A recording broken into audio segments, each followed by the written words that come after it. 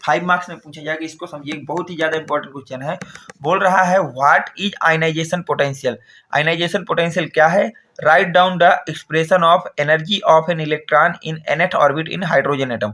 और hydrogen atom के nth orbit के इलेक्ट्रॉन की जो है इक्वेशन लिखना है, एनर्जी की इक्वेशन लिखना है।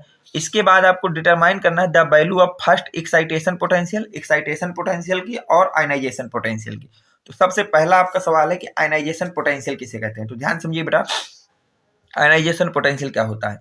Ionisation potential is the energy needed to remove an electron from an isolated atom और मॉलिक्यूल्स। क्या है आयनाइजेशन पोटेंशियल? कुछ नहीं बेटा, ये एनर्जी है, नीडेड है, जो रिमूव करना होता है आपको इलेक्ट्रॉन को किसी भी आइसोलेटेड एटम या मॉलिक्यूल से। किसी भी आइसोलेटेड एटम या मॉलिक्यूल से इलेक्ट्रॉन को रिमूव करने के लिए जो एनर्जी दी जाती है, जो रिक्वायरमेंट होती है, उसी एनर्जी को हम लोग आयनाइजेशन पोटेंशियल बोलते हैं। उस एनर्जी को क्या बोलते हैं बेटा? आयनाइजेशन पोटेंशियल बोलते हैं। नेक्स्ट क्वेश्चन आपसे बोला जा रहा है बेटा, right down the expression of energy of an electron in nth orbit in hydrogen atom. nth orbit में हाइड्रोजन एटम के nth ऑर्बिट की क्या करना है बेटा? आपको एक्सप्रेशन एक्सप्लेन करना है। अब ध्यान समझिएगा एक्सप्रेशन कैसे निकलेगी। देख बेटा, energy of an electron in nth orbit in hydrogen atom, ये आपका कोई न्यूक्लियस है बेटा, न्यूक्लियस हो गया, कोई एटम है, और ये आपकी nth ऑर्बिट है जो मैंने लास्ट में बनाई हुई। ये क्या बेटा? आपकी nth ऑर्बिट है। अब इसमें एक इलेक्ट्रॉन मूव कर रहा है v वेलोसिटी से। तो इसकी अगर टोटल एनर्जी लिखनी है तो आप याद रखिए बेटा, टोटल जो एनर्जी होती है वो हमेशा kinetic energy plus potential energy के इक्वल होती है। टोटल एनर्जी क्या होती है? Kinetic energy plus potential energy के बराबर होती है। तो मैंने मान लिया कि जो टोटल एनर्जी वो ई है। टोटल एनर्जी क्या है बेटा? ई है। और काइनेटिक एनर्जी को के ई तथा पोटेंशियल एनर्जी को पीई लिख लिया। पोटेंशियल एनर्जी क्या लिख लिया बेटा? पीई लिख लिया मैंने।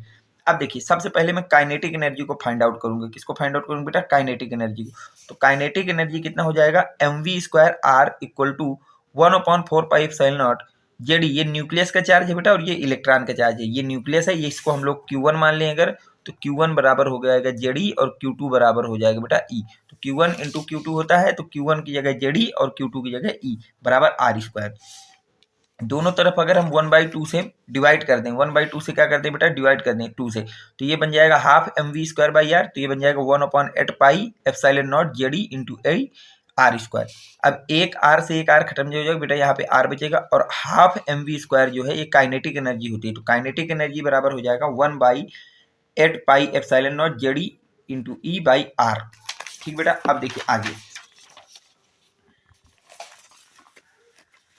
पोटेंशियल एनर्जी जिसको हम यू से रिप्रेजेंट करते हैं वो कितना होगा?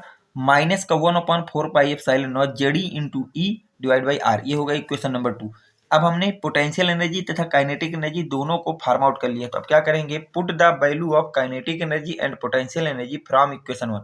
अब इक्वेशन 1 में काइनेटिक एनर्जी और पोटेंशियल एनर्जी दोनों की वैल्यू पुट करेंगे। तो जब पुट करेंगे तो ई बराबर बेटा kinetic energy plus potential energy, तो जेडी into e divide by 8πε0 r minus जेडी into e divide by 4πε0 r। तो ई बराबर आपका यहाँ से आ जाएगा माइनस का जेडी इंटू ई 8πε0 r। ये आपका एक्सप्रेशन भी आ गया। देखिए, 2 क्वेश्चन हो गए। पहला व्हाट इज आयनाइजेशन पोटेंशियल, ये भी सॉल्व हो गया, और दूसरा बोला गया है write down the expression in electron in nth orbit, ये भी हो गया। अब तीसरा बोला गया है determine the value of first excitation potential. Excitation potential की आपकी वैल्यू डिटरमाइन करना है बेटी। देखिए, value of first excitation potential, the energy of an electron in nth Bohr orbit of an atom is given by the expression. जो आपके nth orbit की energy होती, जो बेटा nth ऑर्बिट की हमारी एनर्जी होती है वो कितनी होती है? En बराबर होता है -13.6 Z² इलेक्ट्रॉन वोल्ट, इतनी होती है एनर्जी। अब देखिए, अगर ये बेटा आपकी एनर्जी है तो यहाँ से देखिए सवाल कैसे होता है। वेयर जेड एटॉमिक नंबर होता है। जेड क्या होता है बेटा? एटॉमिक नंबर होता है। जो जेड होता है वो क्या होता है बेटा? एटॉमिक नंबर होता है। जेड क्या होता है बेटा? आपके पास एटॉमिक नंबर होता है। और हाइड्रोजन के लिए इसकी वैल्यू कितनी होती है? 1 होती है बेटा। तो जब हम इसमें रखेंगे तो En बराबर कितना हो जाएगा बेटा?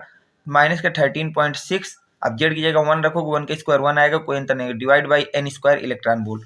फॉर फर्स्ट एक्साइटेशन का मतलब होता है n1 से n2 जाना है। तो n1 बराबर होता है 1 और n2 बराबर होता है 2 बेटा। तो E2 माइनस E1 बराबर हो जाएगा डेल्टा E, जो कि हो जाएगा -13.6 1/n1² माइनस 1/n2²। अब यहाँ से डेल्टा E बराबर हो जाएगा बेटा आपके पास -13.6 ब्रैकेट के अंदर 1/1 का स्क्वायर माइनस 1/2 का स्क्वायर। जब इसको सॉल्व करोगे तो यहाँ से वैल्यू आ जाएगी बेटा माइनस का 13.6, 4 - 1 डिवाइड बाई 4। अब इस 4 से 13.6 को डिवाइड कर देंगे तो यहाँ से आ जाएगा माइनस का 3.4 और इसमें 4 में 1 जाएंगे तो 3, और जब इसको पूरा कैलकुलेट कर देंगे तो आ जाएगा माइनस का 10.2 इलेक्ट्रॉन वोल्ट। कितना आ जाएगा भैया? माइनस का 10.2 इलेक्ट्रॉन वोल्ट। अब देखिए लास्ट क्वेश्चन आपसे क्या बोला है। लास्ट क्वेश्चन कह रहा है determine the value of ionisation potential. Ionisation potential की भी आपको वैल्यू डिटरमाइन करना है। तो देखिए first ionisation potential of hydrogen atom, याद रखिएगा आयनाइजेशन पोटेंशियल का जो फार्मूला होता है वो होता है 13.6 Z²/n² वोल्ट, Z²/n² वोल्ट। तो अब जब यहाँ पे हम लोग भैया वैल्यू रख देंगे 13.6, Z 1 हो जाएगा हाइड्रोजन के लिए और N भी 1 हो जाएगा क्योंकि फर्स्ट आयनाइजेशन पोटेंशियल निकालना है बराबर वोल्ट। तो IP बराबर आ जाएगा 13.6 वोल्ट। तो ये आज की फिजिक्स के लिए very very most important questions थे। इनको आप अच्छी तरह से बोर्ड के लिए तैयार कर लीजिएगा। उम्मीद करता हूं कि ये क्वेश्चन आपके प्रिपरेशन में काफ़ी हेल्पफुल रहे होंगे। तो अगर आपको वीडियो पसंद आया है तो वीडियो को लाइक करें, चैनल को सब्सक्राइब करें, अपने फ्रेंड सर्कल में ज़्यादा से ज़्यादा लोगों तक शेयर करें। Thanks for watching. Next video coming soon.